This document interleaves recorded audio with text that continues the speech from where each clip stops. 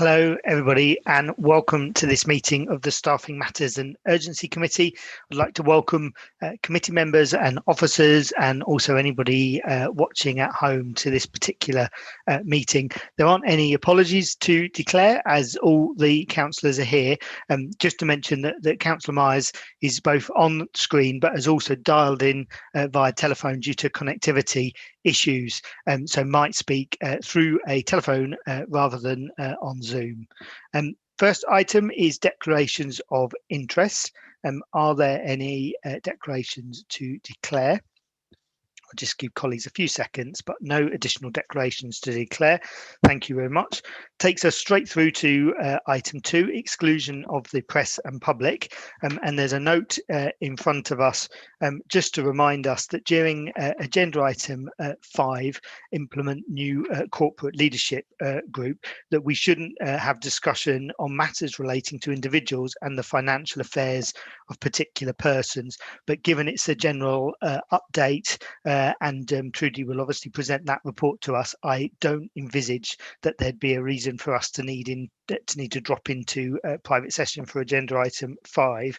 However, on agenda item 8, which is about redundancies, retirements and settlement agreements, that information is classed as exempt under, I won't read the details, but as stated under paragraph 2, regards exclusion of press and public. So if I could just have your permission when we get to agenda item 8, that we'll move into private session at that point. If I could see a show of hands, just so we can put that on the record. Thank you very much. That's a clear majority in favour of doing that when we get to agenda item 8. Agenda item 3 is the minutes of the previous meeting that are included on pages 1 to 4. Again, I'll give colleagues a couple of seconds in case they had any matters arising from the minutes. If not, we're asked to approve and sign the minutes of the meeting on the 15th of February. So could I please see those in favour of that? Thank you very much. So clear majority in favour of signing off the minutes. Item 4 is public participation. We don't have any registered public speakers today, so that then means we can move straight on to item 5, update on progress to implement a new corporate leadership group, and I'll hand straight over to Trudy. Thank you, Chair. So we agreed that we'd provide an update to committee after last month, and until we've fully implemented. So this is the update as at the date of publication of the report, and I'll give a bit further detail in terms of the outcome of the interviews. In February's update, I provided assurance to the committee that the consultation process has been completed along with that assimilation process, and the timeline that I provided back in December is that, but whilst that could change depending on outcomes of consultation, we have stuck with that timeline to date, so there has been no slippage on that. That is in Annex A, just for reference as well for you. So activities since the last meeting, staff were informed of the outcome of the assimilation process and had a period during which they could appeal. We received no appeals.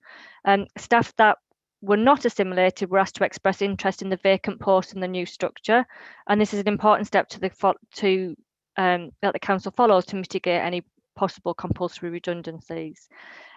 Paragraph 7 in the report on page 5 starts to identify the posts that were vacant as part of the new structure, majority of which are the director positions and the new post of assistant director policy and strategy. 5 members of staff expressed interest in the post and were invited to a selection process.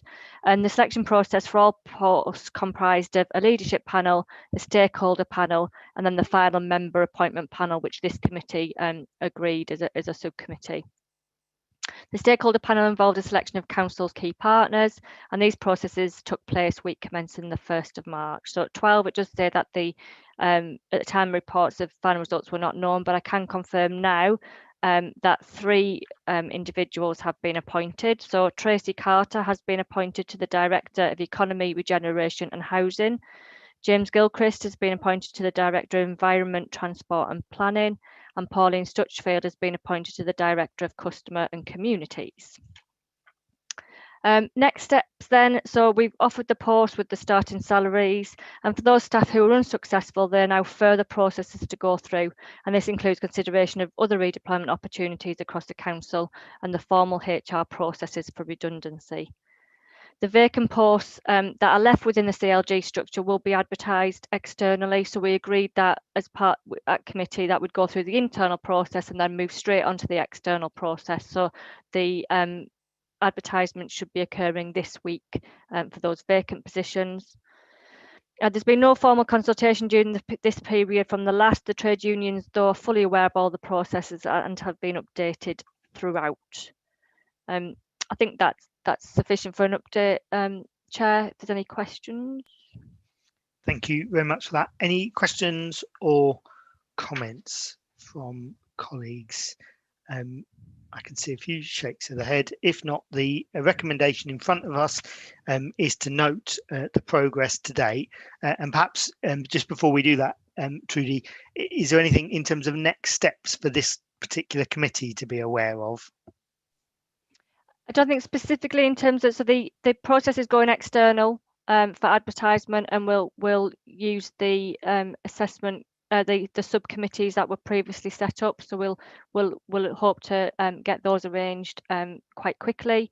With regards to if we have got any compulsory redundancies, then that will come back as we hear in terms of redundancies as part of our normal business. So that would come back possibly at the April meeting in line with normal process. Okay, thank you very much.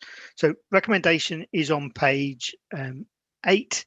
I can't see any questions, so if I could ask colleagues to note the progress made to date, and if I could just show of hands so we can put that on the record, that's great. Thank you very much. So clear majority in favour. So we'll now move on to agenda item 6, which is the work plan on pages 15 to 18. Trudy. So there wasn't anything specifically added, just with regards to April's meeting was just the normal redundancy, retirement and settlement agreements that we have on everyone. I could bring back a further verbal update, possibly for the April one. I'm not sure we won't have gone through any external recruitment at that time.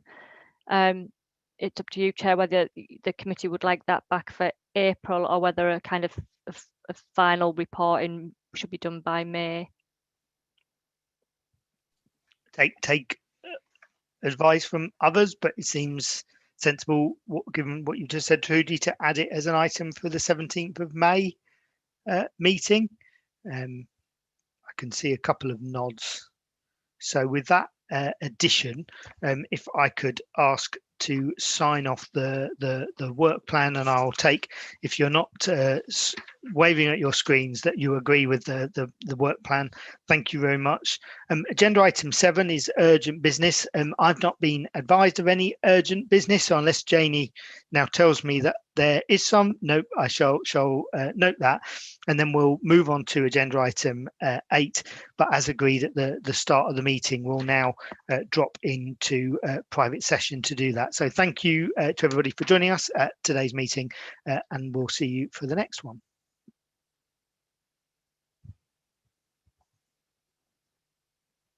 Anker